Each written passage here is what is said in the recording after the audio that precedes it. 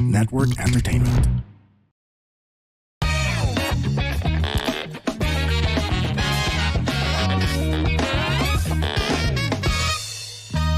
Warning!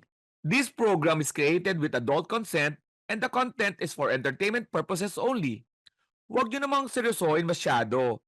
Pero kung ayaw nyo ang ilan sa mga topics, okay lang. Please feel free to skip the episode. Baka sabihin nyo, pinilit ko kayo eh. Joke lang. Salamat! And yes, welcome sa another episode ng Punchline with Iris Calensral Bonobra, ang podcast po. Di na namin alam kung anong bahala na, kung once a week, twice a week, pero hindi naman tayo sa top 100, top 50. Andyan lang siya, no? So, Lingering. yan. Welcome para Israel. Israel po, ng The Comedy Crew. Hello po sa inyo lahat. Welcome po ulit sa Zoom. Hello po, Zoom. Ayan. Pare, Kumusta? ang pag-uusapan natin, meron na naman tayong mga 35 minutes, no? Kasi nagdaldalan pa tayo ng off-cam, no? Kasi 40 minutes lang po ang allowed sa amin pag wala na po tayong, wala po tayong account sa Zoom. 40 minutes lang, kaya magmamadali kami. Ito na-notice ko bago natin pag-usapan ng pinaka-main topic natin, no? Ang topic natin is talagang what's happening to NBA. What's happening to NBA? Kasi fans naman tayo ng NBA. Basketball fanatics right now and basketball analysts. Ang problema, medyo may K kami ni Israel basketball. Also, si Israel, hindi nagbabasketball ako. Nag-try kami mag-basketball pero malaking-balakid siya sa gitna. Oo. Yung blocks ko, iba yung statistics, yung blocks. Blocks ako nung daan. Yan siya. Hindi bola, kundi yung lakas ng katawan. Pero, bago natin pag-usapan yan, ito na-notice ko, Israel, no? Hindi ko alam kung kailan ang peak ng podcasting, no? A-address ko lang yung podcasting history natin. Kasi syempre, ang mga nauna dyan, si Mo Twister. Oo. Nakikinig na ako noon pa, pre-pandemic pa. Oo. Ang mga di nakakaalam, no? Way back. Hindi pa way pandemic, 2012 ba? Basta yung nag-abroad siya, Oo. technically, ang nangyari siya, nagpauso ng work from home eh. Kasi tinuloy niya yung Magic 89. Tinuloy niya yung Magic sa Amerika. 89 sa radio. Oo, Nasa New York tama. siya Tama. at nasa Las Vegas. Oo. So, bali nagmo-morning siya, gabi sa kanila. Tama. Yun, Naalala yung ko good nga times, yun. Alam mo ba kung ba't ko naalala pa yon? Kasi naging guest pa niya na parang ikaw din noon na guest niya, 'di ba? Guest na parang co-host, 'di ba? Naging co-host din niya si Mikey Bustos na kaibigan ko noon. Oo, yun. Sa nasa radio. Oo. Sa radio, naging sila regular. Meron silang good times Good Times Radio. Good Times with Mo. Yun yung Tama. radio. Sa podcast, alam ko talaga ang of course may mga machong chismisan. Yeah. Sila Pioneer din yung mga OG Bro. rin. Showbiz Bro talaga ang nickname niya eh. Siya taga-babalita sa Boys Night Out and Showbiz Bro. Si Showbiz Bro si di ba? Si parang Ang pangalan nito? Siya. Putang ko yung pangalan. baka mag-guide sa atin. Magalit sa atin. Magagalit. Makoy, si Paring Makoy. Paring Makoy! Oh, si Paring Kasi Makoy. Mark eh. Sorry. Paring Makoy. Tapos, pero si Showbiz Mo, Bro. kaya nag-guest niya ako nung 2017 eh. If I'm not mistaken. Okay. Oo, nag-guest niya ako. 2017. TV5 siya. TV5 yung nag-e-ere. Yung studio, Pero, oo. meron pa siyang May Globe Studios pa nun, ang alam ko eh. meron pa siyang NF, basta may ganun eh. Tapos may TV5 siya. Pupunta ako nung tuwing Wednesday ng gabi. So Okay. ngayon, siyempre, ako nag-podcast tayo ditong Punchline with Alice Calyan ng 2021 eh. Kasi nag-exclusive tayo ng Spotify after mga 3 months. Ganun, mga 3 to 4 months. In-exclusive tayo ng 2 years. As punchline na, no? Nag-exclusive pa yung Spotify, Pero si Mo talaga kasi ngayon napapansin ko, ang dami talagang gumagawa ng podcast. Ultimo sa NBA, yung mga players. Kaya naman napag-usapan natin yan kasi ngayon, hindi ko alam kung anong peak eh. Parang nararamdaman ko parang ito yung peak. Hindi ko sinasabing yung peak na, ang peak ng marami nagka-podcast, kundi yung, ang dami, lahat, nakikita ko mga artista, mga... Baka nga hindi pa pick to, baka pa ganun pa lang. Oo, basketball Baka player. Pero basket pa na-notice lang ko mga siya. basketball player. Si Redick, yung coach nga ng NBA. Si JJ Redick tsaka si LeBron. si Yun yung LeBron. mind the pod nila dati. Mind the Si pod. LeBron. Pero Tapos iba na yung ngayon. Napapanood Si Steve ko basta Nash mga na. basketball player at napapakinggan ko sila at mga siyempre nagbibigay ng opinion. Yung isa sa mga famous si Podcast P. Si Paul George. Podcast P. yun. Kasi playoff P siya dati. Tapos mahina yung playoffs niya. Kaya kasi sa kakapodcast niya, podcast pin ang tawag sa kanya. Oh, Paul si Draymond, George. si Draymond Green. Draymond Green din. Isa sa mga mangilan-ngilan na podcaster na mag-isa niya, kaya niya dalhin yung show. Oo. Dalhin yung Pero solo siya. si ano, pero nakita ko man, nakaset up tayo lang naman natin, nagsusum na lang eh. meron din mga nagsusum na NBA. Meron din. May nakita na rin. May mga talaga? nakikita rin ako. Oo, nakikita ko Pero, rin sila. pero talagang ako, itong Punchline with Alex Calleja, nagsimula to, Zoom lang kasi nga, nasa ano tayo, pandemic. Bahay-bahay. At ako talaga yung maraming na-interview mga artista. Oo, no? Anong magic mo noon at nagawa mo yun? Anong magic mo noon at bigla, anong tinawagan mo lang sila? Chinat mo sila? Paano ba Oo, dahil nangyari? may mga friends, natatawa rin sila sa akin. Kaya minsan, lakas loob. Nasa bahay lang siguro sila, kaya nag-uungay, mahirap na eh. Kaya, Oo. ang transition ng Punchline with Alex Calleja sa na obra, Punchline with Alex Calleja muna, tapos kausap ko yung mga artista. Nung naglabasan na may mga halo ng Viva Max na ako kasi ginagawa na ako ng Viva Max na parang promo podcast. Tama, oo. Kaya medyo naging naughty. Tapos nagsama tayo, Punchline with Alex Calleja sa obra, medyo nag-try tayo mag-studio. Tamad tayo. Ang hirap din ha. Mahirap din yung, lalo iniisip ko nga lalo sa sitwasyon mo ngayon na hindi mo na kaya maupo ng, malagay sa isang lugar na within 4-5 hours. Unless shoot siguro ng pelikula. Di ba? Ang hirap nun. Sa studio, ganun din eh. Ito mga nakaraang buwan eh. Minonitor lang natin yung podcast. Gusto ko, ala ko, palabas na ng top 200 eh. Oo. Wala kami mahanap from the 200 nagsimula si Alex Kasi eh. pag naglabas na to ng 200, titigil na talaga ako kasi, what for? What for? What for?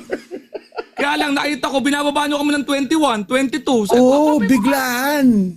Huwag ka sa manok pare sa sabong, Oo. tumutuka pa eh. Pinapato ka pag gano'n. Kaya pag nakikita namin lumalaban, di gumagawa kami ng podcast. Ano na yan? Hindi na namin gusto. Out of contractual obligation na lang. Dahil sa tamang panahon, dahil sa past is past yun. At saka tamang panahon na rin Oo, yan. siguro Yun marami din yun. nakikinig. Malaking Maraming hatak yun. salamat. Totoo. Maraming Malaking hatak salamat. yun. Kami ni Strel, di naman kami magbabago ng formula. Ito lang, kwentuhan lang ulit kami. Kwentuhan Naglalagay kami lang. ng mga kanta-kanta kung lagay kami ng mga quotes. Lahat na sinubukan namin eh. Pero balik na lang ka sa chikahan. At pag-uusapan natin, speaking of podcast ng mga basketball player, nagkataon kami ni Israel, pareho kami Lakers. Lakers talaga ako magmula nung maalala Mahirap ko. mag-podcast, mahirap mag-basketball pag hindi ka talaga fans ng basketball. Mahalata ka nagmamarunong. Mahirap yun. May mga ganyan, pag-uusapan. Pag hindi ka talaga, mag-research ka muna. Pero ako, dadaanin ko na lang sa pagiging fan talaga, fanboy talaga kami, apektado talaga ako. At ngayon, ang nangyari, kakatalo lang ng Lakers sa OKC. Yeah, ano ngayon? nanood ako for the first Game 1 time, ngayon ng 7-0 round agad. 2. Round 2, no? Round 2 na kami, napatanggal na yung Houston Rockets. Yun ang masaya kami dahil akala sweep yung Lakers, pero nag 3-2. 3-0 yung kinabahan kami dahil nanalo ng 2 beses. Oo. Tapos, tinalo na yung Rockets. Ang mga pumasok sa West, tinalo ng Minnesota yung Denver. Isa yun sa mga hate ko kasi yung Denver, sweep niya ng Lakers. Lagi ang Lakers eh. Tsaka tinatawag, inaasar nila lagi eh. Tago kay Jokic yun kasi Oo. prime na prime siya eh. No. Tapos 31? ang tinalo 30 years old. Walang Ant-Man, wala Na yung up team. and coming na si Dosu, ano ba yun? Si DiVincenzo. Si Dosunmo. Yun, Dosunmo. tsaka si- Ayo Dosunmo. Tsaka si... Dividenzo. Si Dividenzo, nakakawawa nga. Tatlong ano yun ha? Tatlong mabibigat na player yun. double Tapos ang nawala digit lang scorers. Ang nawala lang sa Denver si Aaron Gordon. Na tingin ko naman defensive anchor talaga nila. Totoo lang. Maraming ginagawa si Gordon on the side na tumatakip doon sa defensive efficiency Kala ng ko- ano. Kala ko yung Ni pagbalik Jokic. yung nawala tapos bumalik si Bruce, ano ba yun? Si Bruce Brown. Oo, na dating Bruce 6-man Brown, nila. akala ko Oo. babalik eh. Ang nawala doon si Cantavio, si Pope. Pope KCP na napunta Lakas na, sa somewhere. Saan nga ba? Washington nga ba? Saan ba si KCP? Napunta. Saan ba napunta si... Oo, dating dating nawala siya doon. 3-and-D Pero rin maganda ng rin yung Lakers nilalaro yun ni KCP. Pero of course malalapit sa puso ko yan kasi Lakers yan eh. KCP, Caryaso, Si Caruso. Si Caruso. Si Carriazo. Yan. Yes, Guys, pare, natalo ng Minnesota. ang Ang Denver. Denver, pasok sila sa round 2, semifinals ng Western Conference. Spurs At saka versus Minnesota. Na tinalo Yeah. naman ng Minnesota sa game 1 Game na 1. last shot ni Champagne. Oo. Hindi pumasok. Champagne ba yun? Oo. Ano si pangalan niya? ano? Si Castle yata, Stephen Castle yata yun. Champagne ba si Castle? Oo, basta yun. Kailangan ng 2 puntos. Sabi ng mga fans ng Spurs, Oo. di bali na okay lang yan. Bili mo, ang ganda ng laro ng Minnesota pero montik pa manalo yung Spurs sa last. Hindi lang pumasok. Hindi nung nag-timeout. Ang coach. Nag-timeout. Oo. Nung coach. Pero bago mapatay mo tayo, yung Denver Nuggets na coach, kamukha ni yung sa Mad Comics. Yung bata. Masingit ko lang Masingit ko lang. Yan yung last yan yung joke na yan ngayon. Ang makukumpara ko dun sa related din sa basketball, yung urban myth na yung nasa lata ng Alaska ay si Coach Tim Cone. Pero kamukha talaga ng Mad Comics yung coach na Kamukha nga. Anyway, Kamukha nga niya. tapos doon naman sa East, paret. Oo. Puro Game 7, nag-game 7 sila. 3-1. Except sa Knicks Atlanta, tinambakan sila ng Tinambakan. 50 puntos. Grabe yung nangyari yun, no? Grabe rin yung nangyari, 50. Boston versus Sixers mula 3-1. Tiniklap sila ng Sixers, 7 games. Cavaliers saka Raptors, 7 games din. Of course, maganda yung tiniklap pagkakatira din. ni Raptors ng game 6 kung tumalbog sa ring. Tapos Oo. Si RJ Barrett. Oo. Pare, tapos kaya lang tiniklap sila. Tapos pagdating naman doon sa isa pang game, Raptors, Yung sa yung kalaban ng Knicks, sorry. Si Cavs. Cavs. versus Yes pala, Raptors. Cavs pala. Tapos Cavs Raptors. Boston versus Sixers, may isa pa. May isa Wala, pa. nag-game 17 sila. Na Bumutignan. Kailangan natin stock knowledge, pare. Pinagyabang Wala natin to eh. Detroit. Oo, number 1 and 8. Yun ang muntik-muntik. Yari talaga sila doon. Yari yun, pare. Oo. 19 missed shots ng game 6 ng Grabe ng yun. Orlando. Taanta kayo sa amin, no? Ba't nalalaman ko Oo. yan, no? Pucha, yan, ganyan kasi. Kaya ako napapanood dyan. Pag ninenervous na ako sa Lakers, nanonood ako sa Lilipat ibang ka? game. Oo, di nalalaman ko yan. Pero parang ganun nga ako. Ang bilis ko maka-pick up lang. Kahit na mapipiling ako, minsan nga, kwento lang na kaibigan, pinick up ko. Hindi ko na binabalidate kung tama. Basta, absorb ko na. Tapos pagkakalat ko na. Nakakaawa Orlando. Yun ang talagang... Nakakaawa din yung Boston. Kasi si Joe, di ba? Ang galing niya rin na coach. Dalawang play niya ang sikat na sikat ngayon. Yung tinawag niya yung 3-pointer niya, di ba? Oo, Viral Joe yung Mazzulla. play niya yun. Oo. Nag-timeout siya, tapos pinasok niya yung puti. Tapos tumira sa 3 points. Ang galing niya rin ako. Kevin Pritchard, Hindi si Pritchard yun. Sino? Pare, Sino isang puti? player niya na- Ay, oo, yung hindi pinaglalaro. Oo, tama. Oo, di ba? Nagulat Tinimeout sila niya, kung tapos paano. pinasok niya. Bakit nila Nabilib sa pinaglalaro? kanya. Anyway, Oo. iklap siya. Mukhang ang chismis, matatanggal, papalitan. Kasi may mga, pag nagbasa ka sa Facebook, bilang fired. Oo. Dalawa na yung pa-fired sa coach ng Denver. Kasi Daw? nagparinig si Jokic Yung eh. Kitch, oo. Sabi niya kung sa server raw yun. Lahat sila Tanggal fired sila na. Oo. Anyway, Yun yung mga aftermath tapos, no? Meron pa si Jaylen Brown sa Boston. Ngayon, kahapon napanood mo ba yung niya? Nag-live stream din siya.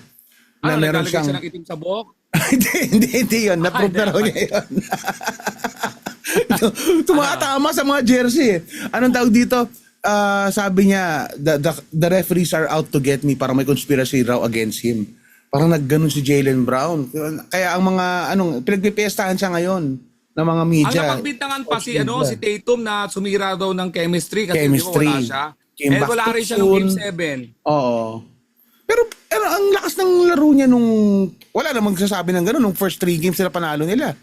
Di ba? Oo. And lakas din ni Tatum nun. Di ba? Ba't wala nagko-complain na nasira yung Yun. chemistry? Yun Yan ang yung mga pumasok. Pinapano lang namin pero babagsak din kami sa Lakers ha. Hayaan nyo munang... Ayan yung Wag muna kaming Pagka sa operasyon, hayaan nyo munang maglagay muna kami ng anesthesia sa paligid pero diretso rin tayo sa actual sugat. Lakers din tayo. Galit din ang lalabas ito mamaya pero kunyari muna kami. Kunyari Oo. kami yung mga analyst ng whole NBA game. For the love of the game. Napapanood mo yung video na yung nag-go sa Sixers. Una siya eh. Una, fair siya eh. Ina-analyze na. Pero may tono siya nakakaiba. Game 7 is reversed. Hindi ko pa yata napanood yan. 7 and Sixers since 7 because there's no 6 and 7. Yung pala pare, Ano ginagawa niya? una neutral siya. Okay. Iba-iba yung mga games. Puta 76ers pala siya. Talaga, ang fan siya ng 76ers. Game 4 pa lang, nung nag-3-1 na, I think he's gonna make it. He's gonna make it with 76ers. It's my... Tuwang-tuwa ako doon, hanapin nyo. Makikita mo rin yun, nagba-viral siya. Sige, Pero of hanapin course, ko nga yan. talo yung Sixers ng Game 1 Oo. sa ating Detroit. Cubs versus ano eh. Cubs versus ano ngayon eh. Knicks. Ay, Cubs. Ano, Cubs versus Detroit. Oh, Knicks versus Sixers. Sixers. Cubs versus Detroit. So, Oo. 1-0, 1-0 na. Eh, sila naman ang 1-2 eh. Totoo. Di ba 1-2 ang ano? Number 2 Detroit actually ang Boston. Ang number Knicks number 3. 2. Oo. Yun. Alam ko. Ayos, di dalawa. Number two Tanggal ang actually ang Boston. Boston. Anyway, pag-usapan natin yung game kanina. Nag 7-0 yun, pare. Yung Lakers game ng and Lakers. OKC. Ayun lang naman ang mahalaga sa akin eh. Nagsimula actually, siya ng masaya na ako 7-0. dahil nag-round 2. Although, lito-lito ang mga fans sa akin kasi ako yung ano pare, ako yung hindi diehard na ano eh, Lakers. Hindi ako blinded. Halimbawa, nagtatatalo, ganun pa rin ako. Hindi ako parang nagkikritik ako. Kaya ang sabi ko sa post ko, alam mo mahina ang team mo kung ang panalangin mo lang ay wag matambakan. Oh, actually. Kasi kung i-analyze mo, 4 games sa regular season, average of 29.5 points, ang talo ng Lakers sa kanila. Last 2 pa matindi nun, 46 and 39. Matindi yun.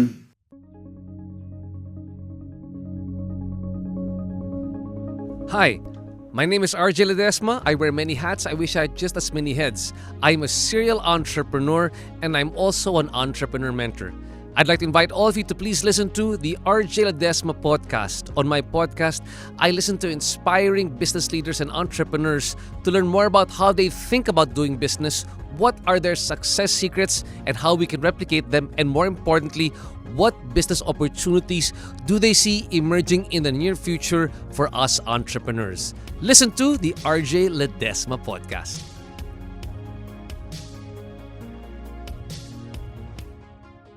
Pero may may psychological effect kasi yun eh. Unang-una mo, parang paldog si Reeves kanina, yung ang shooting kanina ni 16 shots sa atin.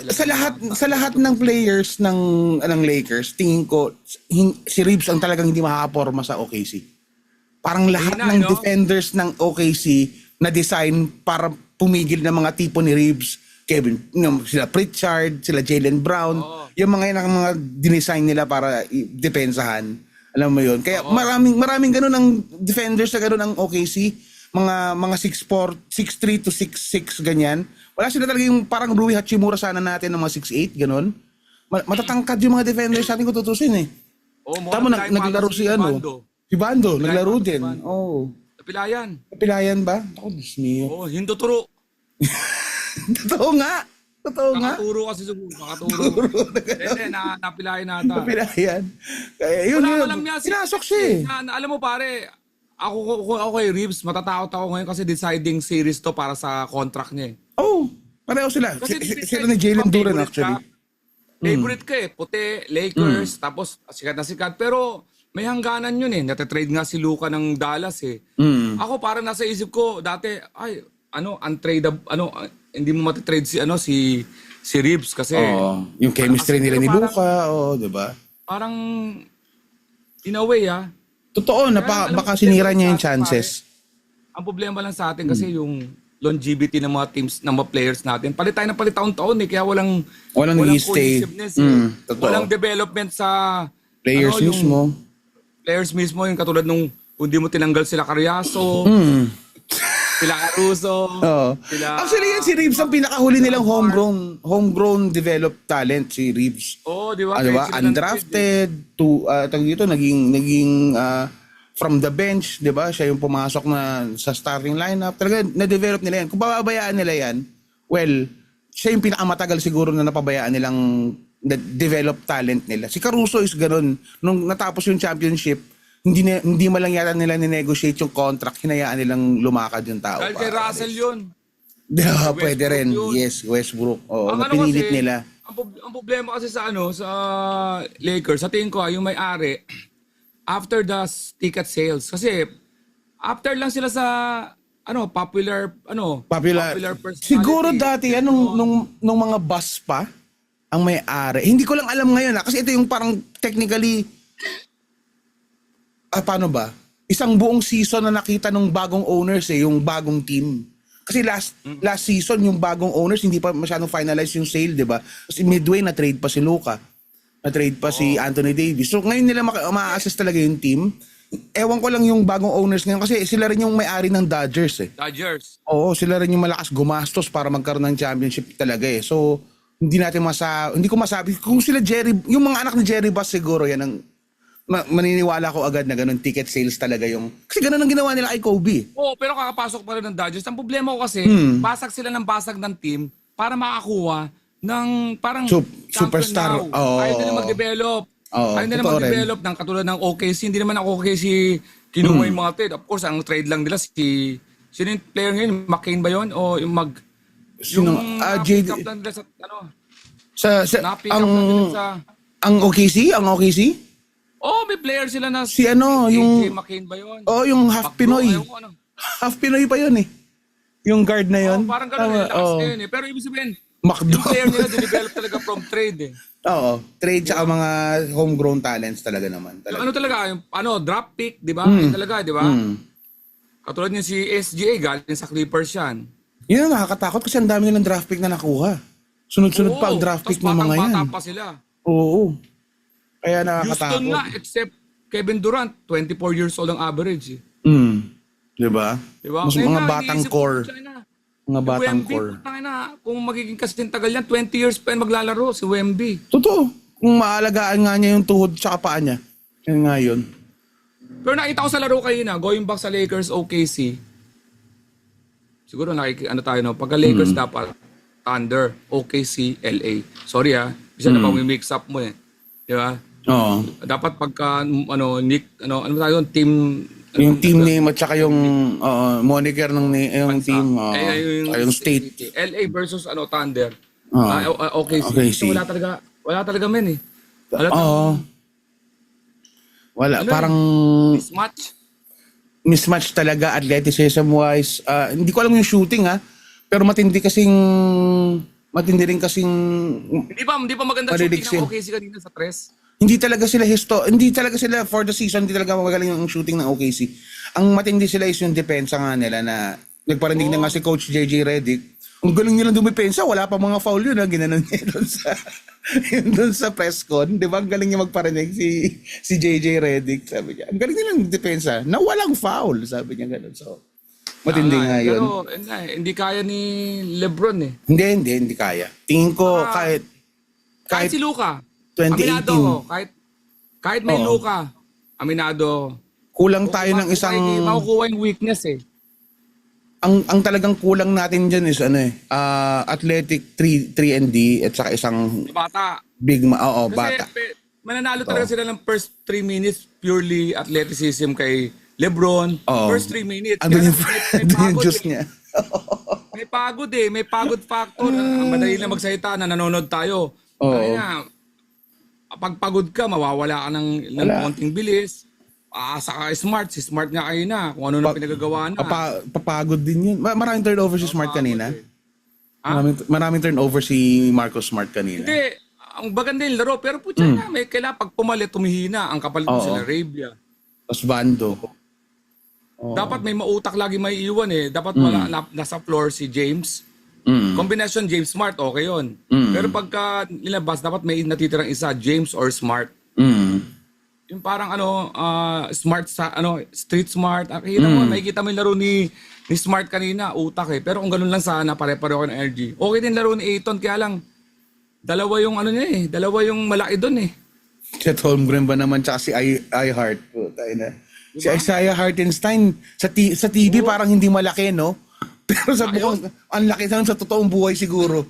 Mukhang Viking yan eh. Ang laki nun. Half black pa yun. Ang akala ko nga sa pangarap ko sa buhay, makaisa lang sa home. Ang ko nga mangangarap na nga lang ako naka 2-0 sa home. Sana, no? Sana. Dapat ng 2-0. Kaya lang kung nanalo sa game 1, malaking statement yun eh. Pero tingnan ko kasi di ba ang playoffs, adjustment yan eh. May naka 2-0 nga eh, naka 3-1 nga, nakahabol eh. Ang kagandahan lang sa NBA basketball, parang hindi talaga ako naniniwala sa sa fixed game. Oo, mga naniniwala ako sa individual parlay, mga, putya, 9.5 points, may alam yung player. Yun, wala na akong pakialam doon. Pero para madikta mo yung laro, yung mga umahabol ng 3-1 para maging 3-4. Sa tingin ko, hindi. Una, may ring yan. It takes skills. Siguro yung referee, pag mahahawa yung referee, pag tumawag ka ng tumawag ng foul, at makakadikta lang ang referee, pag halimbawa, close game. Pwede. Oo. Pero kung Mga halimbawa, fouls gagawin na ng konti, referee, panalo ka, para tapos tatawag silang tatawag, mahalata sila eh. So, May may mistigahan. mga factor para mag-decide ng referee ng game. Mahalata sila. Unless close game yun, medyo malulusot nila yon. Yung pagbebenta ng player, halata rin. May mga imbestigahan na, di ba? May mga natanggal na rin, di ba? So, Kasi coordination yan dapat with coach. Kasi pag nakita ng coach, puta, nagkakalat ka, ilalabas kita. Sa pati mo, yung mga ka-teammate mo, bigla ka mabobobo. Tama. Pasa mo, open, walang tao, 2 sunod. So, naniniwala pa rin ako sa ganda ng yung pureness ng basketball pag nanood ako ng NBA. Kaya walang safe na lamang. Walang 24 points na lamang na So wala akong sa 1-0. Ang nakakainis pa ako nababasa ko may magnet daw yung ring eh. Sino naman nagsabi niyan? Talaga? May conspiracy na ganon? Oh my God. May magnet yung bola, may magnet yung ring. Puta, makikita mo yung physics nun, kakaliwa yun. Oo. Kung totoong magnet yun, di ba bagsak yung bola? Parang roulette daw, roulette. Anak ng wedding. Hindi naman daw parang ina-active. Kaya sabi ko mahirap yung mga ganun. Mahirap. Mahirap yan. Ako naniniwala ako sa referee fixing pero parang ang deal nila, gawin mo to. Ewan ko kung may kontrata sila, gagawin ko lang yan. Sige, tatawag ako. Pero other than that, parang gano'n, di ba? Oo. Di ba? Although may mga na-prove na referees na gano'n. Sila, anong pangalan? Donahue ba yun? Pangalan nun? Yung referee na yun? Oo, yun, di ba? May mga na-imbestihan yung na ganyan. Ang kasi sa gambling ng sports ngayon, yung halimbawa, maka-score ang lambamang ng 5 points. Yun, pwede makialam player dyan eh. Running out of time na raw tayo. Sabi niya, alam ko sabi talaga na. So anyway. Parang Lakers running out of time. Pero running out of time. Natin, game 1 pa lang naman ng Minnesota, game 1 ng Lakers. Fan pa rin ba tayo? Naman, fan tayo ng Lakers, pare. Fan pero kami, yun nga lang. oo. Yun nga lang, hindi Pero naman kami yung realistic na blind. fans. Hindi kami yung blind fans Hindi na, kami blind. Hindi kami blind followers, hindi kami. naniniwala ba kaming mananalo ang Lakers itong series na to? Tingin ko hindi. Pero fan ako. Tingin ko hindi. Fan ako. Asa ulit kami next season. Oo. Regular. Natin yung rebuilding. Nangangarap ba kayong manalo sila? Abay, syempre. Naman. Malay mo nga naman. Diba bilang magkaroon ng mirakulo. Pero, yeah. Yun siya. Yan. Okay. Speak of Miraculo, pare. Hindi natin alam kung kailan papalabas to, pero yung mga lang, lahat ng shows namin, makikita nyo sa alexcalia.com at andacomedycrew.com. Marami pa naka-line up. namin na kami po ay exclusive resident na ng Mega World Cinema. Yay! Congratulations. Sa Las Vegas kasi daily show yan eh. Ibig sabihin, regular show yan, kaya medyo nalilito iba. Pero residency is also being introduced here sa Philippines. So, yung Mega World, ay kinuha tayo, Mega World Cinemas, at magsisimula yan sa May 29. May 29 monthly po thereafter. sa Uptown Mall Cinema 2. Mapapanood nyo po kami dyan. At of course, para sa aming mga international show, Japan, June 23, Yokosuka. Yoko inom, Yoko kain, Yokosuka. June 13, di ba? June 13. June 13 pala, June 13. June 13, yes. Nasa Japan ulit kami. Malapit lang naman sa Tokyo Koska, yan. sabi niya. Oo. Yokosuka. Tapos, Singapore, matagal pa, September 19, yes. Doon ulit sa same place namin sa Alliance Frances. Diba? Ayun siya. Okay. Ano pa? Mga shows namin of course, i-ano nyo lang itong Punchline with Alex Calia sa na Obra. At mag-message kayo sa Spotify kung may mga gusto kayong mga pag-usapan namin. Okay? Yep. Pare ikaw. Alright, okay na. Yun lang po. Follow lang po lagi ang aming mga socials, tsaka puntahan lang po ang thecomedycrew.com at alexcalia.com for all the schedules na gusto yung puntahan na shows. Namin, sponsors namin, Sepat, Credit, At credit. Sharp, Philippines, meron tayong Secure for Men, yan. At meron tayong Katingko, Katingko. meron tayong, nasabi ko na ba yung Sharp? Nasabi na. Katingko, Pilot. 555 Sardines. Of course, maraming salamat sa pagsuporta sa atin ng Cebu Pacific pa rin. Oo. Kahit na alam kong hirap ngayon ang airline industry, tumutulong sa atin. At ano pa, Cebuana. Yan, maraming salamat. Okay, dito po sa Okay. Punchline with Alex Calia. When they cross the line, give them the punchline, spread the laughter and advice. Stay safe, stay healthy. We're always happy to serve. Serve!